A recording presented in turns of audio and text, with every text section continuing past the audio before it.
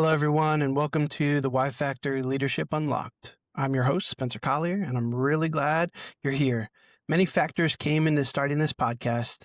Those factors that influence my leadership style and skills are based off of my faith as a Christian, being a husband, and being a father and a coach. Leadership is one of those things that can totally change your life and the lives of people around you. It's not just about having a title or running a team. It's about helping people grow, push through challenges, and learning about them yourselves along the way.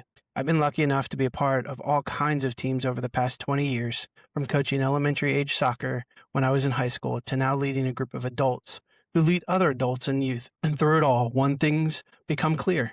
There's no one way to lead. Everyone has their own style, their own story, and their own lessons learned. And that's what this podcast is about, hearing from people across different businesses and walks of life, learning how they've approached leadership. We're incredibly honored to be joined by a powerhouse person from Washington, D.C. DMV area, Ebony Belt. Ebony is a founder and CEO of Divine by Design Mentoring, a transformative organization based out of D.C. and Maryland region dedicated to youth empowerment, life skills, and developing the next generation of leaders. She has built her career on going through the fire and turning those life challenges into stepping stones for others. Known for her deep community ties and grassroots impacting across the Prince George and Charles counties, Ebony brings a complete unique perspective to leadership, one built on profound empathy, accountability, and true empowerment. Ebony and I have met right after COVID, serving in the local community with our jobs, and since then we've both moved on to different roles, but still serve the communities we're tied to. So grab your coffee, settle in, get ready to level up your leadership, and welcome Ebony Belt. So thanks, Well, Ebony, for joining us. oh, of course. Listen, I'm a coffee girl. I run on Jesus and coffee daily. So, Yeah, I think I'm on my second or third. I got a yeah. glass of water here just in case. So Ebony, what's your current role in Divine by Design Mentoring? What is that right now? So, I am founder and CEO of Divine by Design Mentoring. I founded DBD, that's what we call DBD, in 2018, and I have been founder and CEO since. So what does DBD Design by or Divine by Design do? So we are a trauma-informed mentoring organization, and we mentor youth who have been exposed to trauma. Even if they have not been exposed to trauma, we still have services and programs in place to assist with life skills, coping skills, because we know at some point life will happen, right? And when we think about where we were as teens and youth and, mental health being a big stigma, there wasn't a lot of coping skills being talked about. Mental health was a stigma. It was just a big thing. And so I wanted to create a program that I needed when I was younger, right? So my grandmother raised me. She was older. I'm 42 at this point. When she passed, she was 97. So you can imagine the age gap. Mhm. And mental health wasn't a big thing. Therapy, counseling, mentoring, it just wasn't. So I created a program, one, after everything that I've experienced in my life, but then also I created a program that I needed when I was this age. And so by parent demand, we have started taking youth as young as 6. Just because of the climate that we're in, our youth are experiencing trauma at much younger ages. At any point, you can open your phone and look on social media to see that our youth are in crisis, literally. You can cut the news on and you can see it. And so that's what we do. We've recently moved into a multi-generational approach because I was noticing that I'm mentoring the kids, I'm giving them these skills, but I'm sending them home to parents who may not have those skills and tools as well. And so it becomes a repeated cycle. So we have our DVD Parent Hub as well as Leadership Academy, Workforce Development, and Life Skills. So all the things to really equip youth and then now their families to be productive citizens. Now, from this, your company, Yes. you are, I'm assuming, not the only one. So are you run with volunteers, employees? How does that work? Because there's obviously, you can only impact a certain amount of people yourself. So who's under you? Who's with your team that helps make this go? Yes, so we have our board. Oh, they're so good to me, and we have an admin. We have our program coordinator. All my team. When you come on with DVD, you're not just an employee. You're literally family, right? But then how we run are our mentors and they are volunteer. I'm so grateful for those who sign on to assist us because you're signing on. It's a big role. And I tell people I can't promise that the journey will be easy, but I can promise that it will be fulfilling. And I can also promise that you're going to learn some stuff about yourself along the way. So really what keeps us ticking, honestly, are our volunteer mentors who Yeah. come in and say, I want to assist. I want to make impacts. How can I help? So with those coming in the door, say, hey, I want to make an impact on youth, kids, and now obviously you expand it to parents included. How do you set them up for success when they walk out that door to have that eye-opening experience with these youth or teens that have gone through, and parents who have gone through this drama and trauma to influence them in a positive way? What do you guys? How do you set them up for success in that way? Yeah, I'll say training. And then I have an Okay. open door policy. So I never cut my phone off. One, because some of my cases I get are heavy. I have suicidal teens. And so with that, I never want to miss that call, you know? Yeah. So I pride myself in having an open door policy. So that means that if you're struggling with a mentorship, you're struggling with, or you're being triggered by even the story of a youth, because we all have a past, we all have a story. Pick up the phone and call me. So that's one of the things. But then training, lots and lots and lots of training, trauma informed training, active listening training. I mean, all the things that you think you may know, right? At this point, trust me, when you get into mentorship, especially where trauma informed care is at the forefront, you learn so much more about yourself. So it's that, and just making sure that they have the support that they need. Most people come and they see trauma informed and then they kind of shy away because they say, well, I don't know if I can mentor like that. And I say, well, have you lived life? That's always my question. Have you lived life? Because I tell people all the time, Spencer, I say, I have 3 degrees. I have 2 degrees in psychology. I have masters in management. I'm a certified trauma support specialist. Like, I'm certified in a lot of things, but nothing has prepared me for the role of CEO and founder, master mentor, in the work that I do more than life experience itself. Had I not walked through the things that I needed to walk through with my faith and overcoming, I never would be able to stand in a place of empathy and say, okay, we need to look past the behavior and get to the root, because there's a root here. And so yeah, life experience. People say, well, I don't know if I can. I say, how long have you lived? You can do it. Trust me. Well, it's different too in the aspect of like you giving them that aspect of like, hey, have you lived life? But and Hmm. also giving them, which I find in the leaders that I've had above me, you also giving them your phone, your open door policy to be able to anywhere from vent for you to be an active listener, for you to be able to impact them. So it's not I'm overwhelmed a little bit by you and your job right now, but the Oh, the aspect of like, hey, you're not only you're impacting the people that are impacting these kids, right? And so yeah. at any point you're going to get a call. It could be a good one. It could be a bad one. And you knowing you and from 6, 7 years ago when we met, just your openness as a person at that time too. There was a reason why teens and people wanted to connect with you. No, That's one of the gifts that it's been awesome to watch. And we joked earlier about you being on the news all the time, but just being able to be an active listener. And that's the big thing is I had 2 staff. They were ladies and they were in their probably both of them, I think, in their 50s. One was about to retire, one wasn't, and they were having a hard time yeah. with talking to each other, right? Misunderstandings and so forth. And so I then come into the room at, I think I was 32. And as a male coming into this room to help peer edit this conversation. And all I did was active listening. Yeah. And we Yeah. left and they were like, oh, we feel so much better. How'd you do that? I listen. And it's like, I listened and we let each other talk and repeat back what we heard. And there might have been misunderstanding what we heard. And so I think that's a big thing in leadership is people don't want to run to empathy first to find out, hey, where's the backstory? Why are we Yes. acting this way? Where the between the two ladies, it was nothing they were doing to each other, but it was something that was going on with their at home life or at home or whatever it Yeah. may be that was Yeah. impacting how they were communicating with their peer, right? Yeah.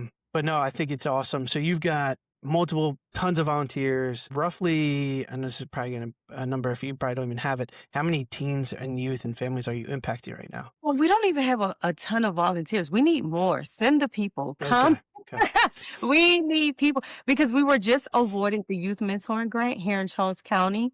So we're serving through that grant, we're serving ages 12 to 18. And we have put together an amazing program. And so we're looking for the youth to come. We're looking for the parents to come. We're looking for the sponsors to come because it is a really good program that we put together. I've brought in partners to help assist. But yearly, really, it kind of depends because we also have a school-based program. So we have glitter and girl talk. Who doesn't like glitter and who doesn't like girl talk? So we go into the schools and we teach life skills, coping skills, and this is more so in a group setting. At our Okay. core is our one-on-one mentoring. In our school setting, easily depending on what school it is and how many people signed up, could easily be 50 throughout the school year or more. One year we had a wait list. We had to put youth on a wait list in one of our elementary schools. And then in this program, we decided to do the Winning from Within Mentor Project, which has a dual focus. So it doesn't just focus on the youth, but it also focuses on the mentor. So the emotional, spiritual, and mental health of the mentor as well as the youth. So as the Okay. youth go through training, the mentors go through training and they get all of the resources and tools. And so this project is pretty new. So we are at about, I believe, between 8 and 10 youth. We just getting started. Our big kickoff for that is actually this Saturday at Blue Crab Stadium. So we are actually calling youth forward. We're calling the parents. We're calling community support. Because again, I say, whether people want to say it or not, I'll say it. Our youth are in crisis, and I'm here to answer the call for sure. Awesome. What before, and we talked a little bit before the podcast, what are some of the roles before the Lord brought you into this one? Did you have leading kids, people? Because you were all over even before I met you in the roles that you had. So what were some of those roles that you got to be able to be a part of in the past? Well, I think my biggest one started as mom at 19. So I think that was the biggest one was mom at 19. And then I went to the police department. I did 10 years there as a clerk.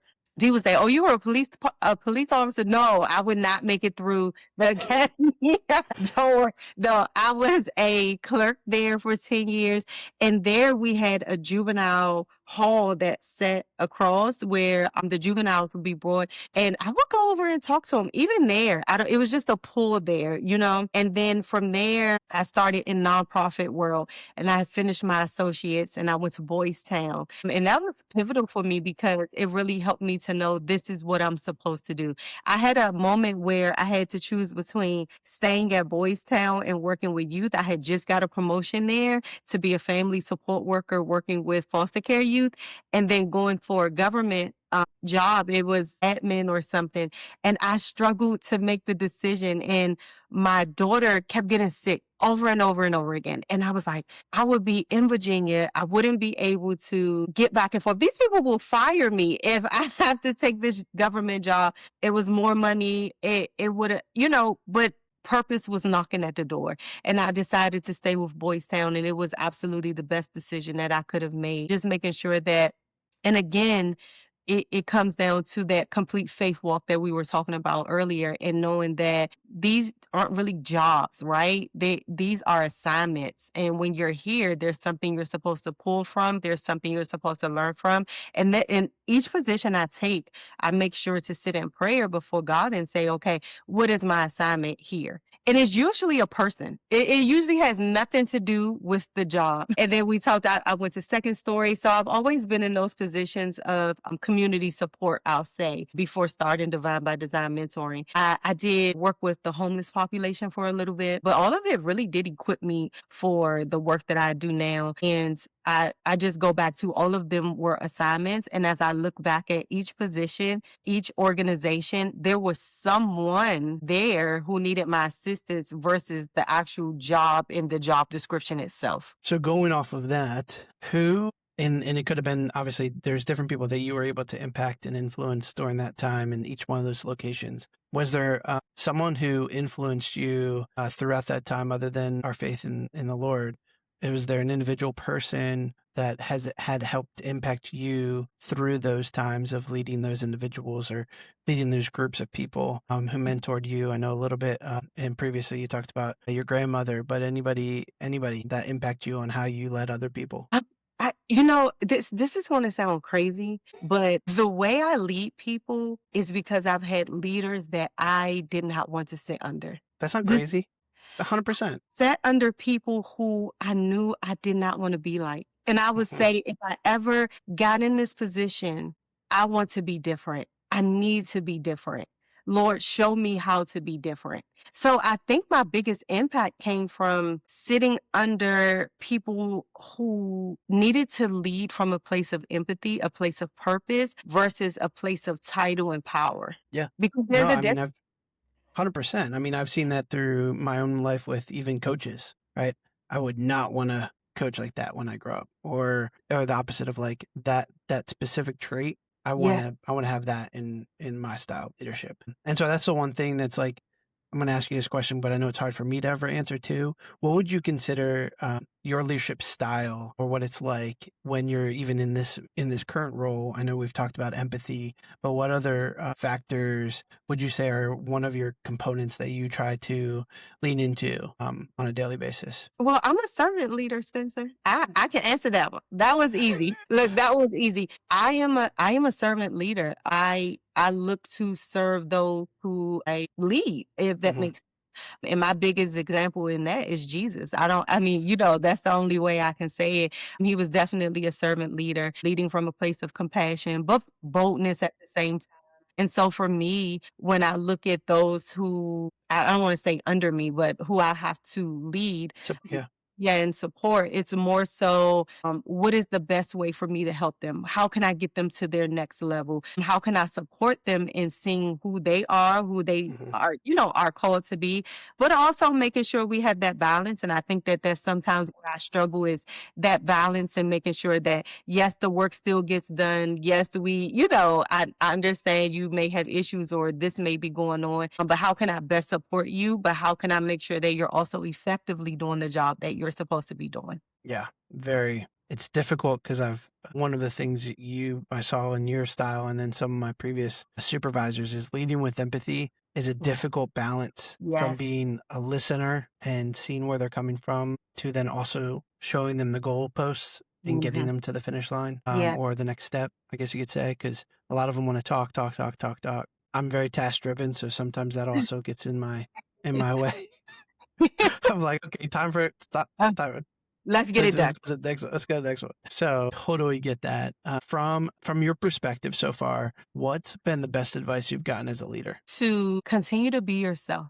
No matter how hard it may be, don't compromise. And that was advice given to me at Second Story. I was having a bit of a time. I was speaking up for myself. I was advocating for myself, showing others how to advocate. And then someone said to me, not everybody is going to be able to take you. You bring a light that most people won't be able to take and will try to dim, but continue to be yourself anyway. And don't compromise. If you see something wrong, continue to say something and continue to advocate for yourself. So I think in that moment, it let me know that it's okay to not be liked necessarily. It's okay to have moments where people will try to, dim your light and, come up against what God is telling you to do. But in those moments, you continue to be yourself and not shrink, right? So I think that was the best advice. No, no shrinking. Continue to be yourself no matter the environments and no matter the pressure,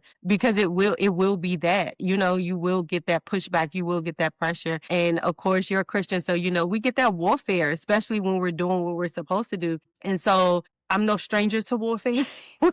we just had our women's brunch. Like, remember I said we do our multi-generational things. And so on Saturday we had our third annual Winning from Within women's brunch, and God was in the room. I don't know another way to say it. However, the warfare leading up and then now the warfare after, and it's just like, but God, I saw what happened in that room. And even when you're in these positions of leadership and you see the breakthrough on other people, you see the change that is being made, even with just your presence. And so her voice stays with me a lot. And she said, just continue to be yourself. You bring a light. And so that let me know that God allowed people to see me who needed to see me, if that makes sense. No, 100%. I think the hardest part, and I'm like smiling because there's just been I feel like in my house, spiritual warfare attack with Oh, having 4 kids and my wife and I and her going down to a new career into counseling. She's trying to get her degree in counseling. Both have we a should. passion for serving people, listening to people, while also trying to raise up four children in the word, and that's extremely difficult. Mhm. And so that is actually really funny because someone in probably in the last 2 months told me, listen to people that are in your corner, right? Mm. There's going to be people that are always going to tear down those that are succeeding or trying to push the limits and be a light to those around you. And then there's going to be people that aren't rooting for you no matter what.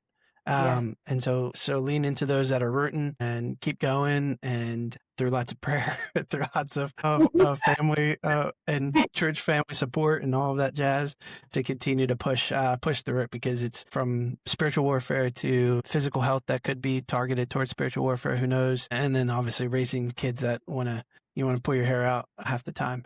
So hey, you got or these gray hairs that are coming in for me in Oh, that listen, process too. listen. You know what, though, Spencer? If we had time, if this was a 24-hour podcast and I told you what I've been through in the last 2 years, I'm gonna tell you, my friend that's an evangelist, she said to me, she said, if people knew what you've been through in the last 2 years, they would just sit and weep. And I thought about it and I said, I don't know. She said, I don't know how you even get up every day. But I it's God saying, get up and fight. It's God saying there's something on the other side of this. The enemy knows all that's within you, all that's been placed in you. And so if he can get you to doubt what God has promised you and slow you down, then remember there's someone on the other side, even with your podcast. And like you said, and your wife is going back to school, and there are people who are waiting to hear Spencer's podcast and waiting to sit on your wife's couch. It's just, you know what I mean? It's just so They're many. coming here to see Ebony Belt talk to me about this stuff is what it is. But no, honestly, there are people waiting to hear your voice. There are people waiting to hear how I've overcome, how God got me through. And then if we allow the enemy to send people, because that's what he does, to make us shrink or make us feel like we're not good enough, we can't get it done, or whatever the case may be, then there are people who suffer because of that. And I think that's what keeps me going.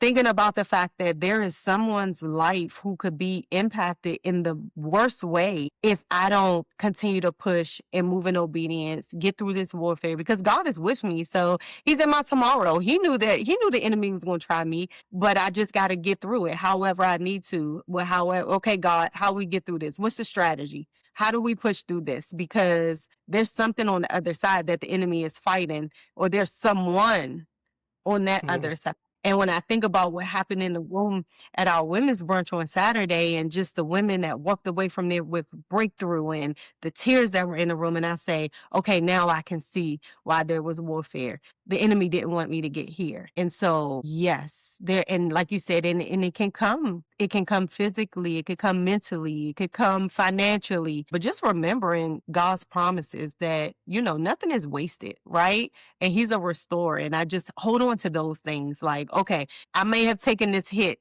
but something behind this is coming and God promised to restore. So, it's going to be all right. So, so I wasn't expecting to share this information. So it's helpful that we're gonna be vulnerable today.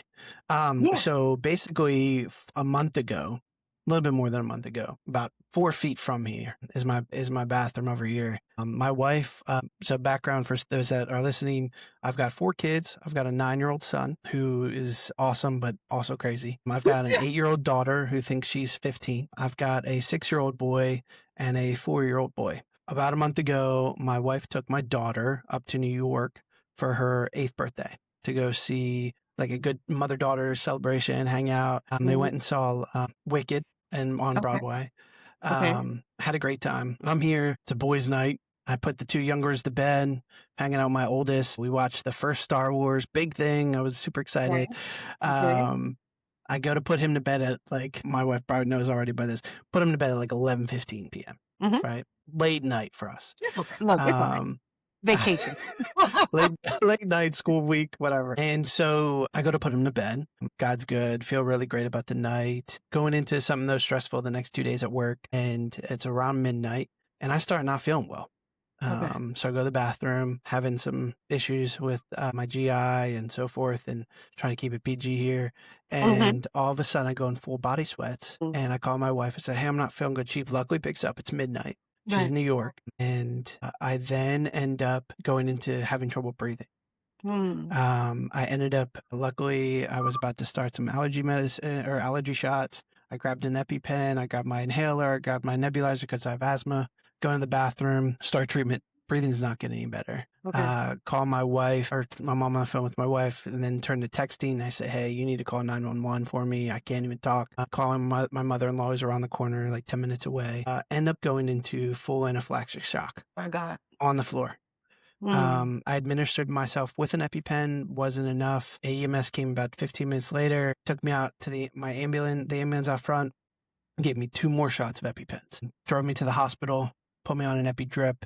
Was not unconscious, but not cognitively with it. I was still Right. conscious pretty much the whole time, and put me on an epi drip. I was there. I became conscious around like 3:40, 4 o'clock. I said, "Hey, did anybody talk to my wife? It's Know so that I'm quick. alive?" Because she's in New York. So they call her, says, "Hey, he's doing okay." But the nurse comes in and says, "Hey, EMS saved your life." Right? Hasn't really processed Mhm. myself, Mhm, mhm. but with the stuff you're saying, like God is just almighty. I'm literally laying on the floor in the bathroom, not Yeah. thinking about death whatsoever. Yeah. But like more of the process of like, God's good. He's got me You got at me. peace, just breathing, just like, hey, focus on breathing. That's always focus on the whole time. Yeah. Um, Never once, I told my therapist too, never once I thought I was going to die. Yeah. But going through that just put a refresher on like what's important, What is right? important? What's I'm like important? tearing up. I'm tearing up.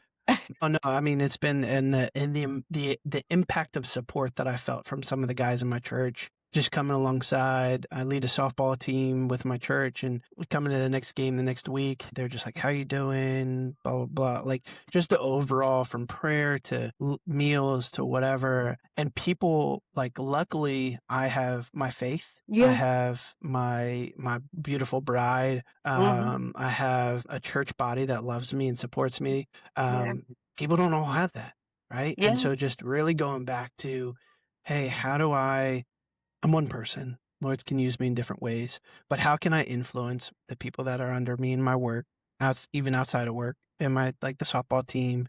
I coach Yeah. my kids' baseball teams. How do I impact them to know that they're more than just what they do and that they can influence someone else also? And that's been sort of my switch in the last couple weeks Yeah. to bring people like yourself on who are already doing it in the real world, but also like, hey, that's your ultimate passion even before you were doing it in the real world, Yeah. right? Yeah. In 2018 when you started, right? Like you were already making influences and impacts on people that are around you in your jobs, and knowing people, like it's not sure it's about having a job and making money for your family to be able to support it, but Yeah. like how do you influence those that you walk next to on a daily basis? We'll get to it in a little bit, but how do you influence your kids when you Ooh, are on zero and are about to blow a gasket? Even like this morning, I was losing it I before sending them off with I my wife. It's like, how do you help them, and how do you help yourself prepare yourself for that? Obviously, yeah. you and I are extremely faith is extremely important to us as Christians, but how do you be able to influence your mindset to like, hey, not be around the negativity, but be in the word, be with people that were rooting for you, because there's already that's something that we see in our teens through the trauma they've gone through. You've Yeah. seen it through even just fellow people in your workplace that are adults. And then, like you stated too, like it's happening, and it's not necessarily, in my opinion, I don't know if it's happening at a younger age, but we're just aware of it now that's happening Yeah. at a younger Yeah. age. And then we have social Um, media too. Yeah. and yeah, wonderful social media, which we're using right now, so it's okay. A platform that can be positive and negative. Yeah. Um, but so I know that was a lot to unload, but what going through this is one of my tougher times in my leadership role too, because I'm now an operations manager with the county that I'm a part of, and I've got 250 people that report to me. But Wow. what would you say over the years, and it could be now too, Mhm. and you just said the last 2 years for sure. What's been the one of the toughest times that you've had to lead either your family, your work through it? What's one of the toughest times that you can remember? Well, first, let me just say glory to God that you're still with us. Like, 100%. glory to God for that. He's amazing. He's amazing. Yo, He's got a listen, time. He's got a plan. His plan's always better than ours, which we talked about before this. yes, Um, absolutely. and we And got to listen to him though, Ebony. We got. no, obedience is key. I say this all the time, and no matter how hard it is, I always say obedience over opinions because your opinion can keep me disobedient, and so okay, so yeah, but I have to go back because you asked. I lost my train of thought. It was a question you asked, and I was going to go back to it, but I forgot. But We'll go I'll back say to it though when one to of find the it. oh We'll go I back to it if it pops in. yeah, okay, it'll come back. One of the oh, that's what it was. How do we influence those around us? That was the question. And I was going to say by your fruit, by your fruit.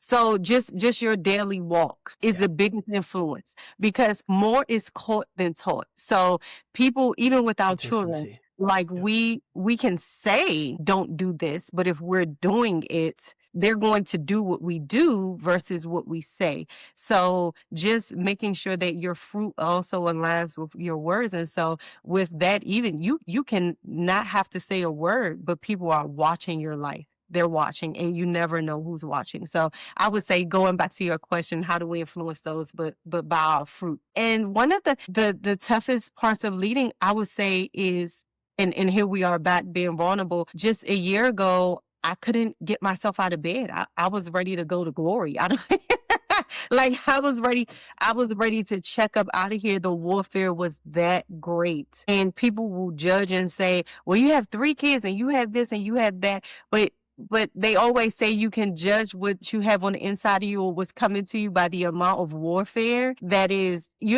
and let me tell you something. There were days when I had to hear the voice of God say, get up and fight. But I still have to be a mom.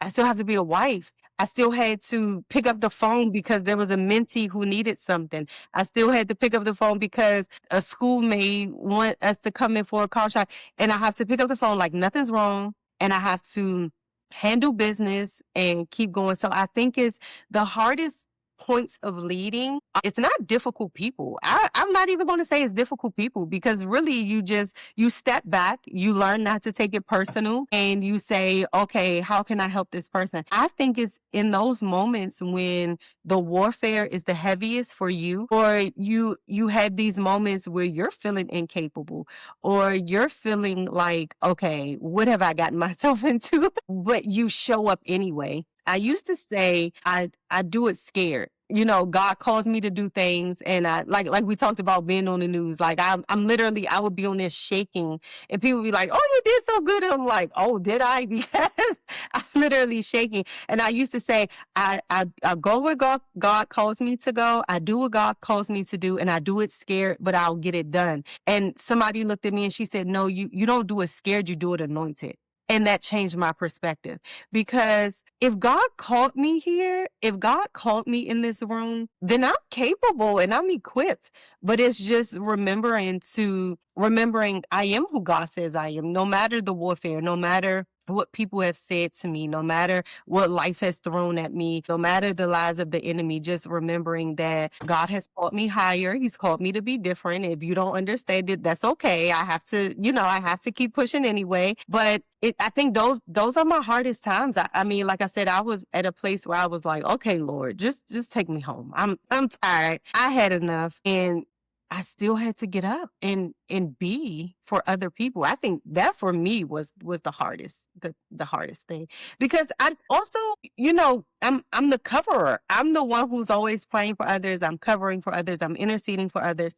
And in that moment, I think I was like, God, where are the people for me? I need the people for me. But in that moment, God was saying, I need to be all that you need. And so that is where it became tough. And I was like, okay, we have to block out everybody and we have to literally consecrate with the Lord and he has to be the end all be all. And that's just it. It is a very hard thing to That- do. That's the hardest for me. People don't, that's not hard for me. That is, I mean, when you go into any type of leadership, if you're doing it right, in my opinion, it's lonely, right? Yes. Yes. Um, and if you care for people as much as the Lord cares for you, which is what we're told You're to all to do, do. Yeah. right? It's hard because the world states, "Hey, be selfish, and Mhm. you want you want you want from others as you want or as you're doing to them," right? Yeah. Mhm. My wife is, oh my gosh, she's gonna be an amazing counselor. I mean, that's why I've continued to push her that, and this is gonna be a award opening, but she is one of the best active listeners and someone that can just sit in a room with anyone from a teen to an older lady and just make them feel heard. Yeah. But she's always struggled with who's doing it for her, Mhm. right? And that's something that we talk about in our marriage all the time because Yeah. I struggle with even being that for her, like, Yeah. to be able No. to feel like, like, I'm like, I just wanna keep lean roll into bed and be done, but it's something that we continue to work on in our Yeah. marriage, and we're now 11 years in, so it's been amazing, Wonderful. but, no, that aspect though of like, "Hey, we're out here to be called to serve others, and we just want someone to serve us one day," like, and not lean on the Lord's strength and be Him being the center of it all. And that's such a hard thing as a believer in this world, Yeah. to Yeah. just jump in and tough. So I 100% agree with that. Man, we can go down that for a long time, that topic. Yeah, because it's something, and then I think there are sometimes in the spirit I can just see myself balled up like a baby just laying with the Lord because I'm just like, Lord, I need, because we do that for our children. They're like, oh, I need a hug, I need, and then as a leader, as someone who's called to take on other people's stuff, that's counseling, that's what that is, mentoring, that's like you're literally absorbing leadership, you're absorbing other people's stuff all day long. You're literally the think piece for everybody around you. You know what I mean? And so sometimes I just want to act like a 5-year old. Like I don't want to have to think. I don't want to think about what to cook today. Like, can someone tell me what we're going to eat for dinner today? I don't want to. There are those moments where I have to like almost like feel like I'm in the spirit in the fetal position, just laying there like, okay, Lord, now I need rest, right? Now I need you to hold me like I'm a baby because it's weighty. The call is weighty. Mhm. 100%. I'm just I already know what this answer is even just in our short conversation, but what's one of the proudest moments you've had as a leader? I think I'm going to say when my kids, the mentor, I call them my kids. They all call me Miss Ebony, but I'm going to say when they come back and they're able to say this changed because of you, and I know it's all glory to God, but it's just my obedience in that moment. And then when I'm able to see that they're thriving, especially when I have suicidal teens, they're thriving. That's not even a thought anymore. Like the hope has been restored, and so I think those are my proudest moments, just knowing that my obedience and my yes to God is truly impacting the lives of these youth and even not just that, their parents. I have a toy drive typically, and one year I had the baby, and so many people signed up and didn't come pick up the toys. So the baby was like a couple months old. I'm driving toys around. I'm like driving toys around with my new baby in the car. And I was like, I'm never doing this again. This is so crazy. I put this together. They're not picking up toys. And the next year I was like, if they don't pick up toys, I'm not taking them. They just won't get them because, last year was a lot. And this one lady called and she said, I wasn't able to make it to pick up my toys. Can you please meet me? And God said, take the toys. And I said, okay.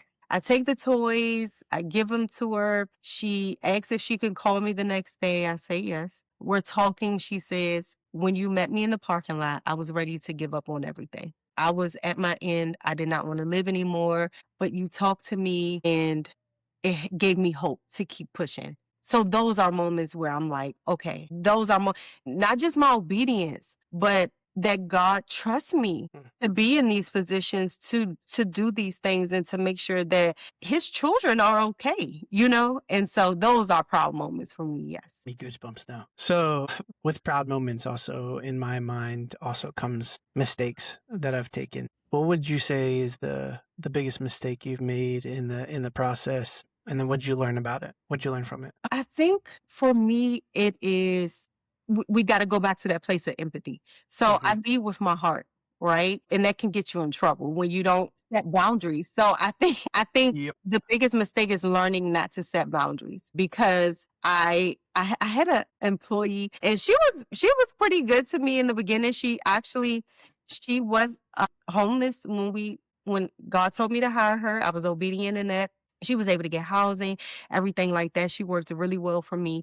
But then life started to happen heavy for her again. And then with me, wherever I can help, I will help. But just also going back to that place of obedience, because most of the time it's not that it's our hands that God necessarily needs to move, but sometimes it's just our prayers and intercession so that person can depend on him, if that makes sense.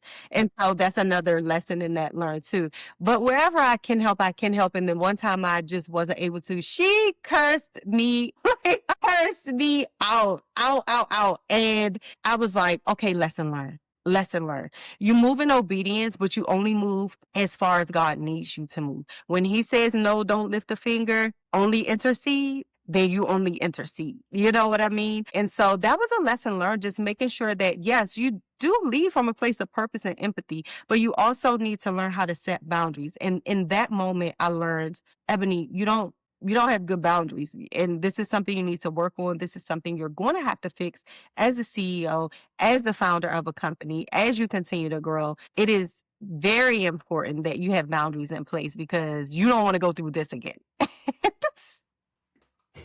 I don't want to be cussed out. Okay. Through email, through text message, Mm. none of it.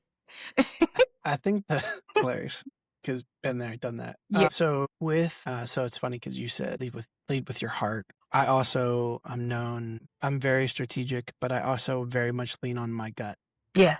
And so that gets me in trouble with my wife because I'm like, what's your gut say, babe? What's your gut say? She's like, she's not a gut person. She's like, I need the facts. I need my spreadsheets. I need to know positive and pros and cons. And so there are a lot of times where I go off my gut and don't put in those boundaries that I probably should have. Yeah. I don't have anything specific on the top of my mind right now, but ultimately, like being able to go off your heart and your gut and Mm. basically like, Lord, yep, this is where I'm going.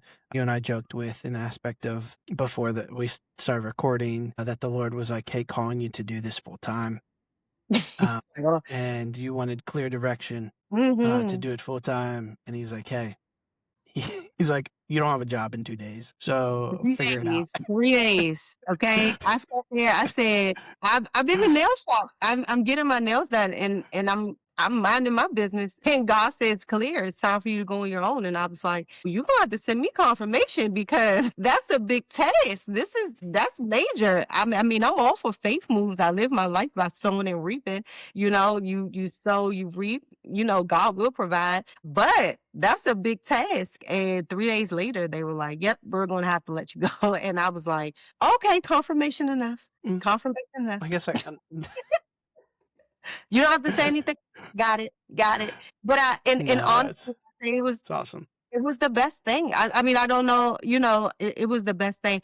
Of course, in that moment, you're like, okay, I have a mortgage, I have kids, I have this, and I have that. But it's also in those moments when you learn God is a provider. Like, I mean, there were times where I literally got up and I said, okay, Lord, I need my daily bread. Like you called me home to do this. You're going to have to give me what I need. This is what I need. X, Y, Z. This is what I'm still in need of. This needs to be, and I can say I'm still in my home. I'm still okay. My children fed. Ain't nobody missed a meal. And I can't say it's been easy either because, of course, we talk about that warfare comes and it comes to make you believe that what God promised isn't so. But you continue to push. But yeah, I think it was that moment where God was like, I'm calling you to do this. It's either you're going to answer the call and trust me, or you're going to continue to be in places you shouldn't be and people are waiting for you. They're waiting for you. No, I think that's the hardest part in our faith is going with the call, Yeah. not knowing the next steps. The unknown. I've always stated is my wife is a futuristic planner, and it's so hard for me because I'm like day by day or maybe week by week planning, Yeah. and we balance each other out greatly. Yeah. But I'm like I have no clue what the Lord has for me in 6 months. Yeah. Right. Yeah. But we also need to be stewards of what we have. Yeah. And so it's just how do you, like you stated way earlier in our conversation, of you don't know what someone's going through from an outside perspective. Yeah. We both have what looks like an awesome life in the aspect we've got kids that are healthy, we've got our houses that we live in, we've got the clothes on our backs, right? We're doing stuff that we enjoy, Yeah. right? Yeah.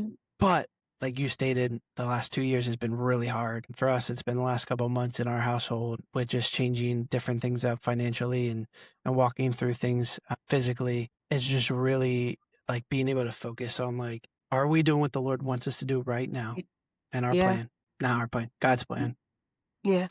As soon as we've have tried to make our plan, it's like, no. Oh, yeah, yeah, It's you're like, done. nah, sorry, that's not it. That's not it. That's not it. So Not it. being able, what's weird too is both of us, you're in a nonprofit, but being in, for us, me working for the county, there's very limitations of what I could do and not do under Yeah. the umbrella of an county employee, talking about my faith. And so it's also been a privilege to lead with by the Spirit, through the Spirit, in my role without being over analyzing in my faith. And people have noticed, I would say people have noticed a difference of how Mhm. my team is led compared to how others, right? Because we Absolutely. lead with empathy, we lead Mhm. with being a listener. We try to care for them as children of the Lord, and no matter who they have or who they don't have, being a listening ear for it. So it's been exciting because I've been able to see you Oh, laughing on the news, but also just being able to do what you enjoy. And I hope this has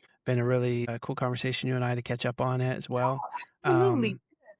Um, what's one piece of advice, if you had to give it to someone walked up to you and said, "Hey, you do what you do right now. You love what you do."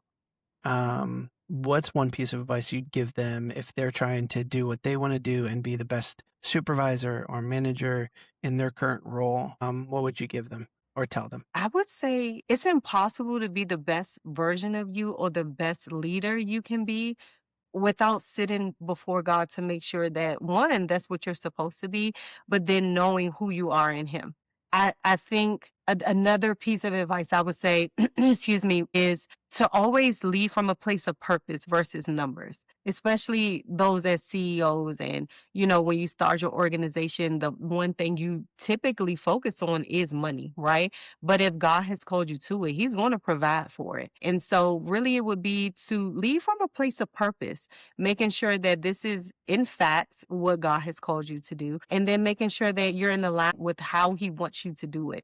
I can't say it'll be easy. It definitely won't be easy. But just making sure that we're not leading because we just want a title. And so we're mistreating people, we're mishandling people versus leading. And not everyone's a servant leader, but making sure that we just lead from our hearts, remembering that those under us aren't just numbers, but they are people and they are children to God. So they deserve the same respect, whether they're technically beneath you or you're responsible for them. So it would be that just keeping God first in everything, because that's where you're going to find your success.